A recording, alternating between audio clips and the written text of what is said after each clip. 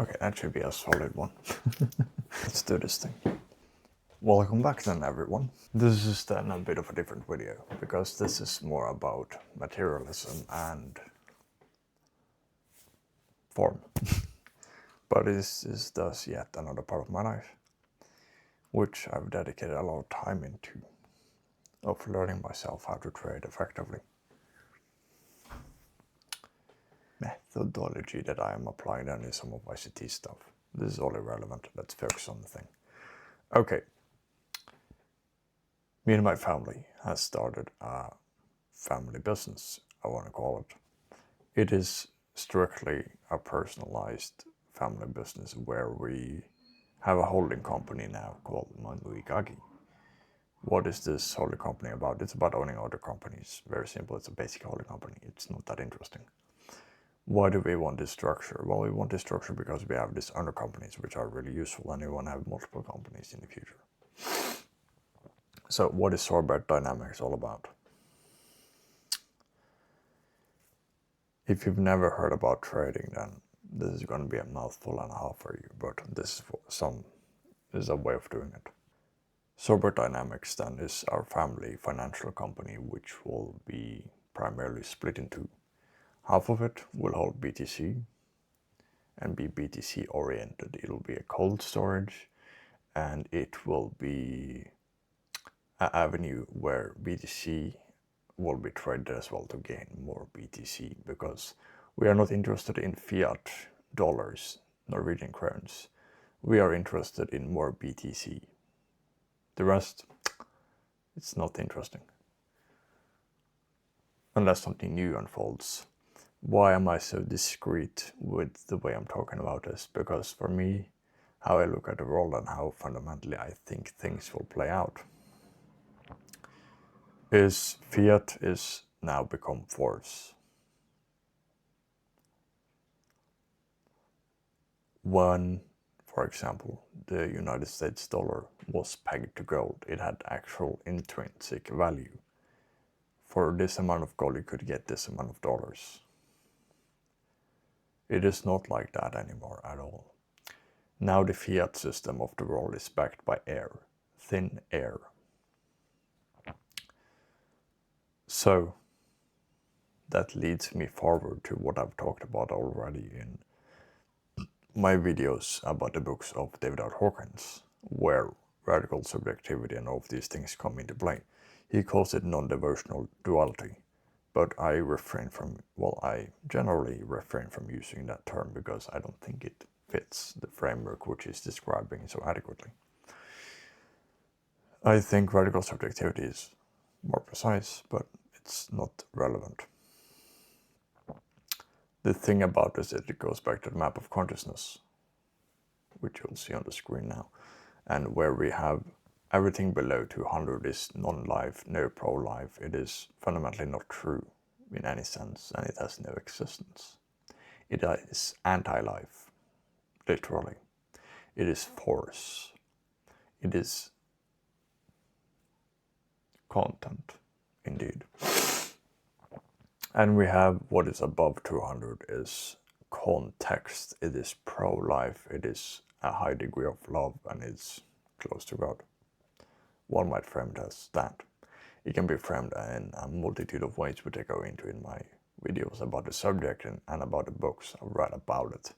That's not what this video is about. This video is about form and how form expresses itself through us all, really.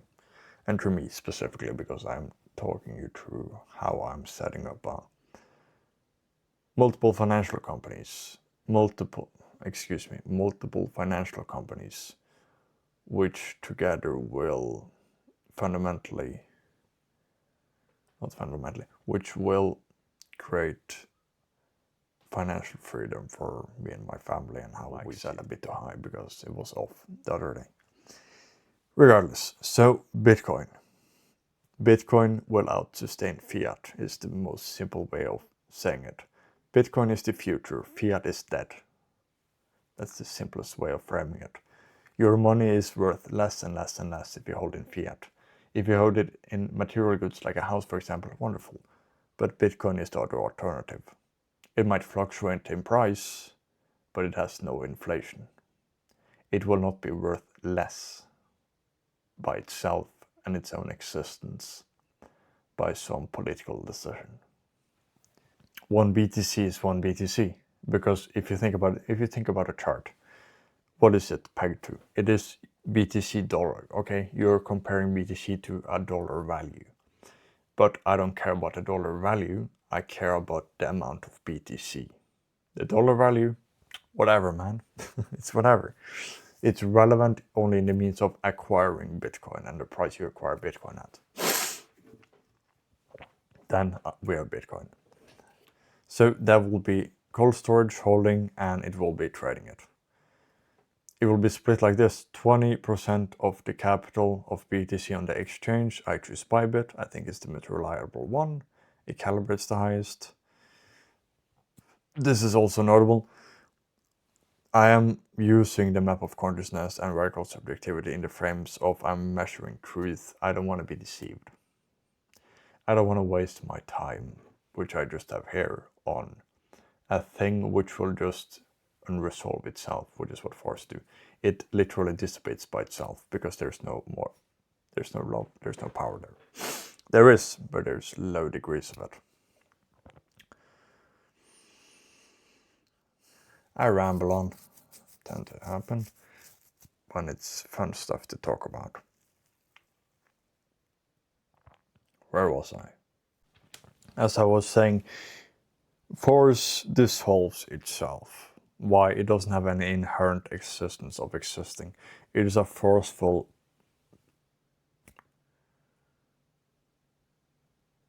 consequence of an action and of a previous time which will resolve itself. The best example of this is war. Can war sustain itself? The answer is no. Let's move on. I just showed you that because I had to check where I was in my thought process and I forgot where I was. That tends to happen, but that's beside the point. Let's go into the second part of Sorbet dynamics. I'll make a separate video about Bitcoin and my views on it because I think it's really essential to spread the message of let's not waste our time here. Let's all be wonderful, beautiful people to each other and everyone and try and uplift everyone. And how do we do this? We dedicate ourselves to truth. We choose the light over the darkness. We choose to be loving, compassionate and caring to all other people around us, regardless of how they may choose to act. Not that we're choosing anything by ourselves. So the point. Yeah. Let's continue. So this is all well and good, but the prop industry by itself and in of itself is deceiving. Let's not sugarcoat it. It is really deceiving because they are making money out of people paying the fees, of thinking or being in a gambling spiral of just paying the fee to try and live a high, get a high. It's gambling, literally. So it is a deceitful industry, which trading in and of itself as well is. So what is the light? That's what I'm trying to share with you, a way of utilizing what is available to you if you have the skill set to do so, if you have taught yourself the skill set to do so. My story is that I have been in different trading groups, going through their models of how to do things, but I came to the recognition or realization rather that what is free was the best, and I learned from ICT and some of his methodologies, which I'll go into then in another separate video. The only thing that is relevant to note here is that I have a 40% win rate. I aim for 2R, aka double the amount of what you risk per trade. And based on these things, this is the parameters that I personally will use in my company to make revenue of what is available. I'm putting this out there because anyone can correct me if I'm off or this is not how it works. But for me, this is the framework I'm going to use and I'm going to document what happens. because I think it will work really well. So why not document it? Because the speakingness wants to express itself to everyone, so I'm doing it, so I'm sharing everything. This is what we're doing. I think the company is starting with just $5,000 on this department, and we're just primarily doing BTC, but this is a driver to get the trading on board as well. So, how do we practically do this? We risk 2.5% in the challenge phase and after withdrawing this. So you do phase 1. You pass phase 1, you go to phase 2, and you pass that. That is 15% together. That's 20% together. No, it's 15% together, which you have to profit. And you have then 20% drawdown in total on both phases together. 10, 10, 10, 5. So we are now funded.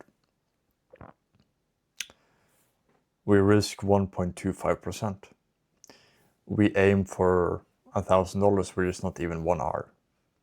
We take that, because on average with a 40% win rate, you have to buy 2 challenges or 3 challenges to get one funded account on average. Generally it's 2, that's the data. Always 2 basically, but it can happen with 3. We draw that, you're now break even. Or in slight profit. You have some revenue in your company. Then we up the risk to 2.5%. And we withdraw $5,000 when that is reached with whatever sequence that might be. You have to go another round around here to get back here.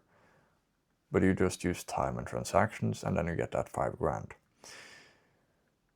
Now, this plan by itself might seem pretty radical. It might seem pretty aggressive, but let's recontextualize it. Let's put it into context, which is what existence fundamentally is. You're not making money in phase 1 or phase 2. You're making money when you have a funded account. I'm aggressive here, yes, of course. This is where it starts to play out. You're now break even. What have I used? I've used some time and resource. I've used time and transactions together. Now for me, the likelihood of me reaching $5,000 is really high. It's 80 to 90% based on my statistics of the simulations I've run. So you get that $5,000 and you withdraw it. You're done on the account for the month. You buy a new challenge. You're now in profit. You buy a new challenge. You repeat the process. You get here once more. You're risk-free. If it's within the same month, you do this on the other account as well, and you're done on that account. You do it again on another account this month, or if you're on the next month or the next month after that, you take one of the accounts, make $5,000, you're done with the account, buy a new challenge. Then get that funded and get max allocation. Then, when we have max allocation, we do one account, $5,000, done. Next, $5,000, done. If you have more time in the month, cool. If you blow one, it doesn't matter. You just do another account and you get that paid at $5,000. When that $5,000 is paid and you don't have 4 accounts ready, you buy another challenge. When 4 accounts is ready again, you rotate to the next account and do $5,000 again. So why is this so lucrative for you? We have a standardized profit threshold, which we withdraw and create revenue for the company. We have that overall vision of having our own $100,000 or K account, which we build towards with this revenue, or we pump it into BTC. It's whatever it will be. So why this is so essential is me previously in my past, and I see it a lot on the internet, is that people think the world ends by a single transaction, or they put all their life force or all their expectations and hopes of the future with access importance on this singular transaction, this singular challenge working. And if it doesn't work, I don't know how to trade, is how it generally goes with mind. But you know, from watching some of the other things I've published here, that that's not you. And you know how to self-realize that is to ask yourself the critical question of who am I? And to transcend that question, you say, what am I? Because the who is still somebody, and inbuilt duality in language, which by itself is really deceiving. Because language is deceiving, whether you want to say it or not. When we use language in relative terms towards the universe and what is real, and I mean real with capital R, what I've realized from experience, of my subjective experience of existence, of what I know and what I'm trying to bridge the gap of expressing to you, is that language, whenever we use language to communicate, you and I or somebody else, it is never true. It is never 100% true what we say, because we use language as a medium to communicate in a verbal form, which is not true. So language never is true. So we can try and be as truthful as we can be, but it never will be 100% true. More on that later. Let's focus, because I am jabbering on even more. So we now have this business plan of Mango y Kaki, de Español claro, and we have Sorbet Dynamics, which then fundamentally Sorbet Dynamics would be BTC, as I stated, and prop/trading, both things, prop trading and trading itself, with this and this, yeah. And we now have a business plan, literally, of how we will take money out of a prop firm and make it into our own account to create even more revenue for ourselves. So what does this really tell you? Well, I'm practically teaching you how to create your own workplace with a trading skill that you have. And this is how to practically do it. If you're in Norway, you'll have AS, Aksjeselskap, or a holding company to do it. If you're in the States, you'll have an incorporated, me incorporated, for example, from ICT, for example. Yeah, you have literally your own company, because that's what's most fruitful for tax generally in the world.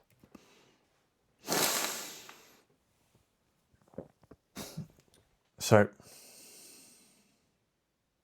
it is really essential that you don't look at it as one account, and if I fail, my life is over.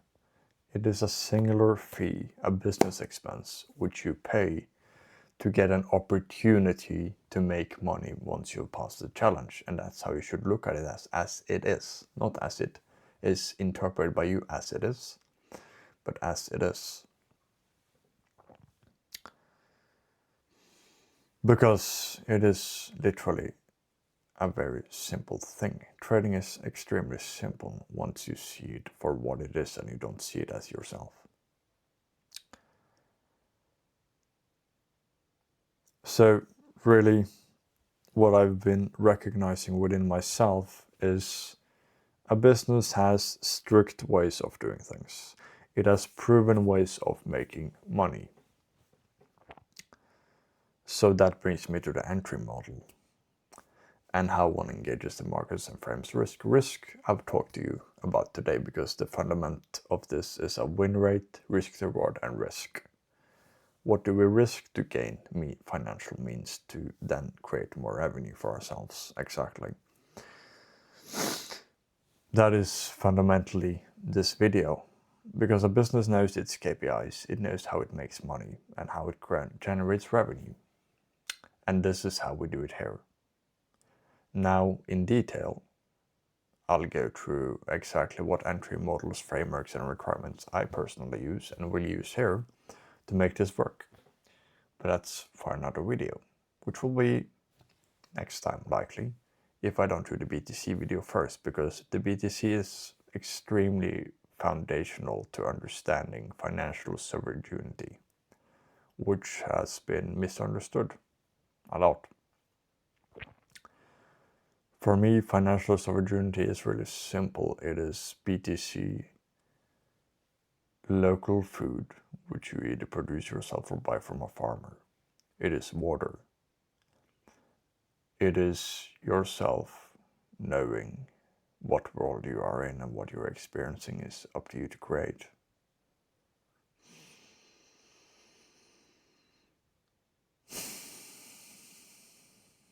and this clearly shelter a house.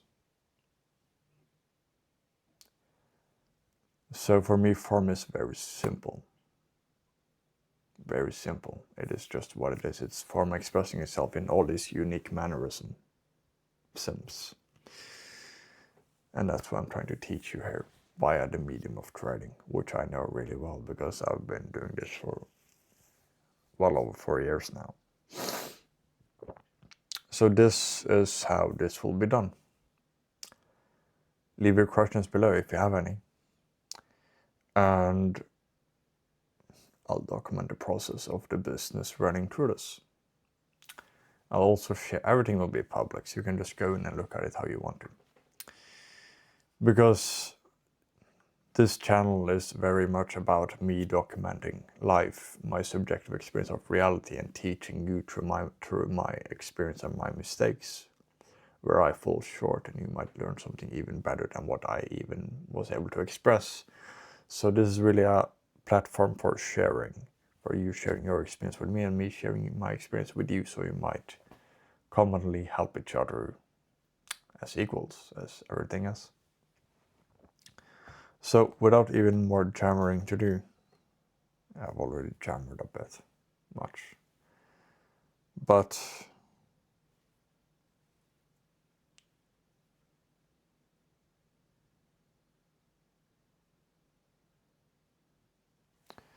yes, that will be it for now.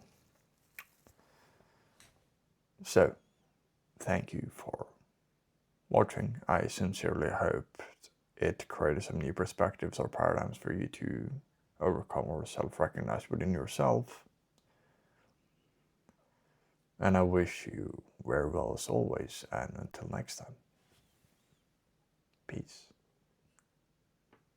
Bien hecho.